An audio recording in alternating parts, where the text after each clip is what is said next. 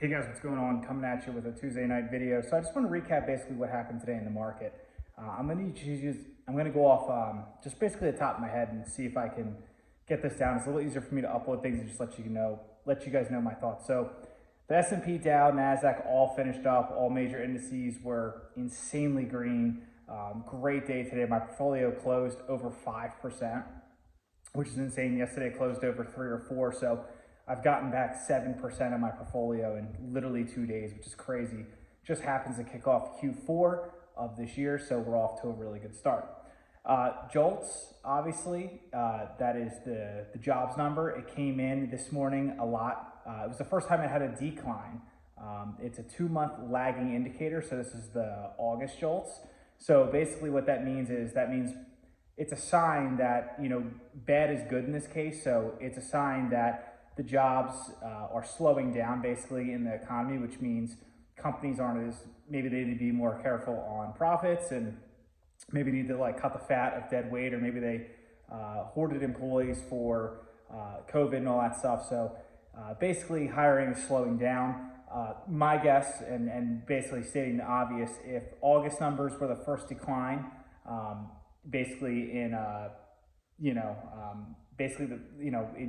months, chances are September is probably having a deeper slowdown, and then obviously October is probably going to slow down more. So basically what the Fed's doing right now as far as raising rates and hikes, it is working. So that's kind of my thoughts on that. So it's kind of good for the market. So they're basically saying, hey, the Fed's probably going to lay off the gas, or at least what they're doing is working. So there's like a light at the end of the tunnel. So it's not going to happen like tomorrow or next month or the following month, but it's just showing that it's working, what the Fed's doing. So OPEC Plus has a meeting tomorrow. They were supposed to do it via Zoom or video, and they decided to do it in person.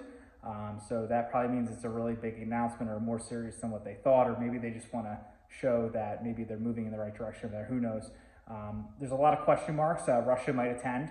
Russia may not attend. So that's a pretty big deal over there.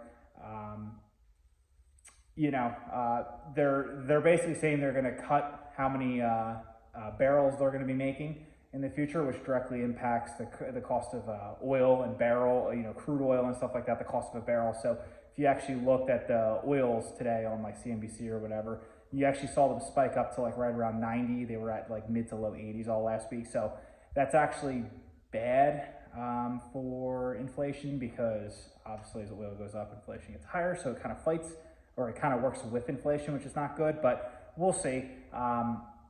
It depends on how much they cut back or what they say. So there might be a little bit of volatility or a little bit of red in the market tomorrow when that comes out, or when that's fully, when we fully know what's going on there. What else we got? Yeah, I mean, that's basically, that's basically it. I mean, we have luxury things and stuff like that all still doing good. And then we have, commodities, containers, freight containers, shipping costs, all that stuff going back to normal. So what am I doing in this market? Basically, I'm kind of doing what I did in July and August. I'm just kind of collecting cash. The S&P is now close to 3,800. Last week it was at a bottom. I think when it hit bottoms, it was right around like the low 3,600s. It might have kissed a high 3,500. What I'm going to do is I'm just going to collect cash. If the market keeps running, fine. I have most of my positions fully built out at this point, so I'm not really too concerned about buying anymore, just because my positions are real good. Now, if you have a position you just started, or maybe you're dollar cost averaging, or you're 20-30% down on a position that you really like, if you have the cash flow and you want to make it a little bigger, that's fine. I think the S&P is definitely going to finish over 4,000 by the end of the year. It wouldn't surprise me if we finished at like 4,200, 4,300. Really wouldn't surprise me, especially if the Fed lays off the gas. I mean, there were some analysts last week in the back half of the last week of September saying that, the S&P is going to go to 3,000, 3,200, 3,400, 3,500. I mean, I don't really see it.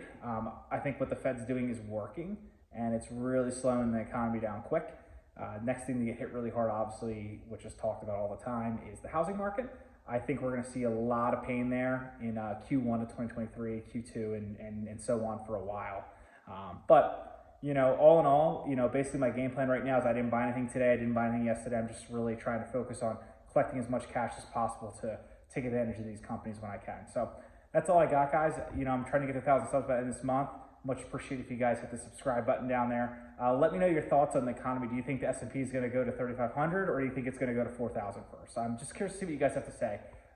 But yeah, till tomorrow, keep you guys updated. Peace.